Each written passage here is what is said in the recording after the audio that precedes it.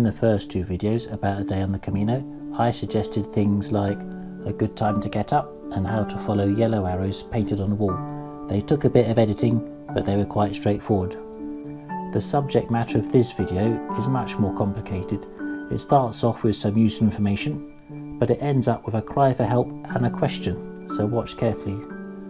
I think that of all the videos in the whole series, this one will be the most important.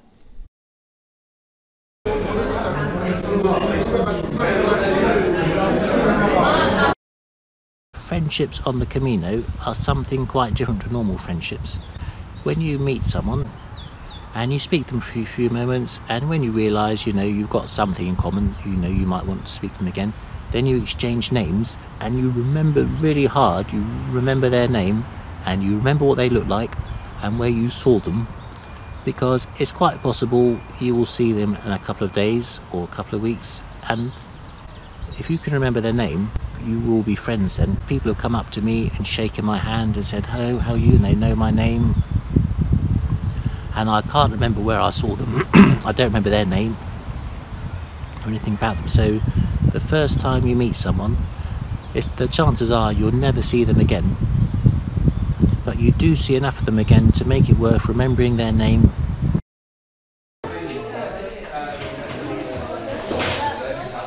You're walking along 800 kilometers, you're quite vulnerable, and you're a bit lonely. Human contact is important.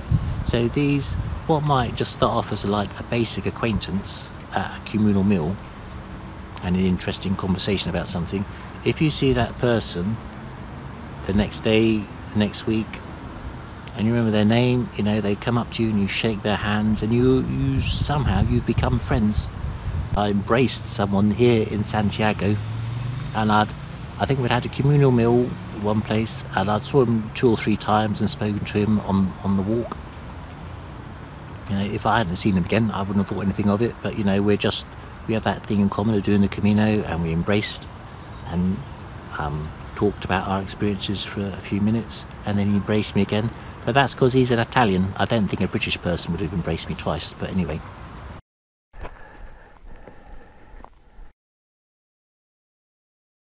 As well as friendships coming easily, it's also easy to leave people. So for example, if you've been walking together for just a morning or even a whole day, it's quite acceptable to say, you're walking faster than me, I think I'll let you go ahead, or to say, you go on, I'm just going to stop at this cafe.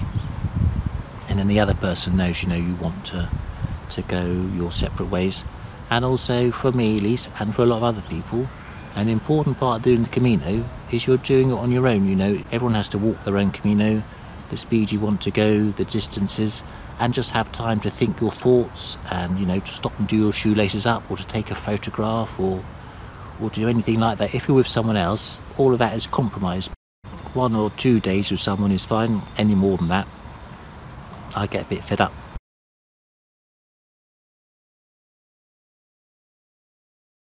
There are not just people you might want to be friends with, but there's some quite dull people doing the Camino. One man had racist views.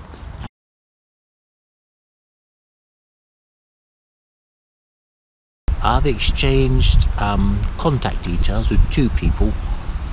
I think you just do that out of politeness. I don't think I'm going to contact them again. Hello, I'm walking along this green road, and I've been walking along it for about an hour and a half, and I haven't seen anyone at all, which for the Camino is a great thing, because everyone has gone up the orange line of dots, because that's the official. Oh, here comes somebody on their bicycle now, so that's one person, and there's another person further up, which I've just seen, so maybe I should try and talk to him. So we walked together for about half an hour and we had a good chat. She's staying in the same hostel as me.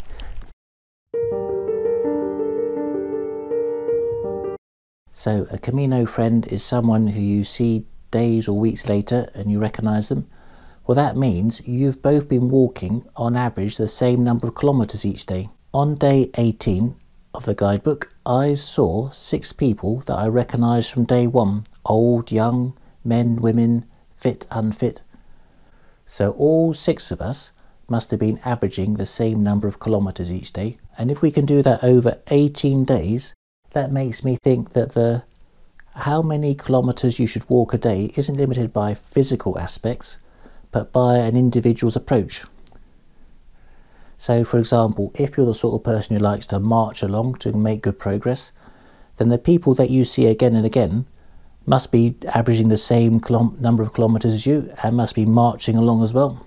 Whereas if you're the sort of person who likes to meander, you know, to visit places of interest, to stay in cities and explore them, to take your time, the people you're going to see again in weeks' time will have probably been having the same approach.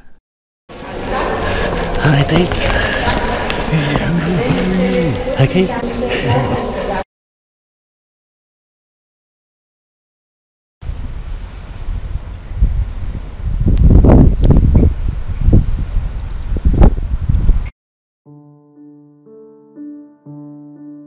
On one evening I was in an albergue at the communal meal, and there were lots of people sat at the table, but among them were 5 very glamorous women from Ireland.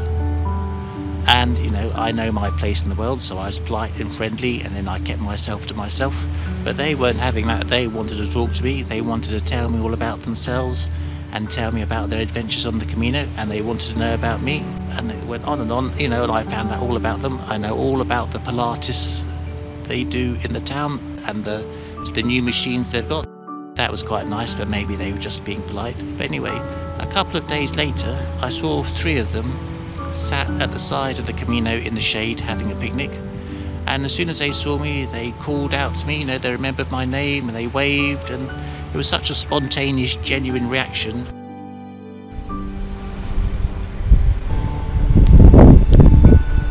About a week later I was having another evening meal with a male pilgrim in a restaurant, and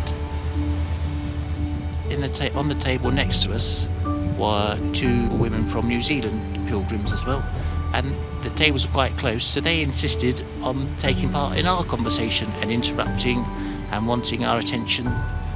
And it's, you know, if I'd met them outside of the Camino, or met the 5 glamorous Irish women outside of the Camino, maybe in a pub or something, they would not even have looked at me.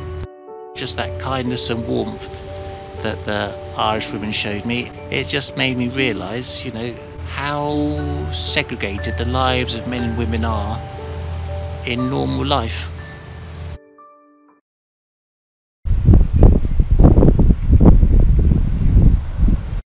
Whenever I told another pilgrim about my epiphany, they all understood, and they could all give me examples of their own. A couple of men said they'd spent whole days walking with women that they would not normally have dreamt of even approaching. One woman said she shared a room in a Casa Rural with a man who was married in 2 separate single beds, and neither of them thought anything of it, and she said at home she would never ever have done anything like that. What's annoying is that although we all could tell something was different, I never heard a very good explanation about why it was different.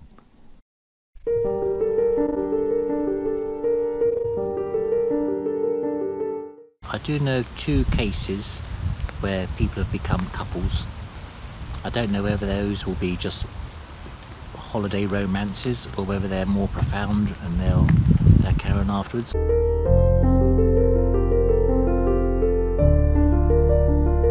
Someone told me they met a man who'd fallen in love with a woman.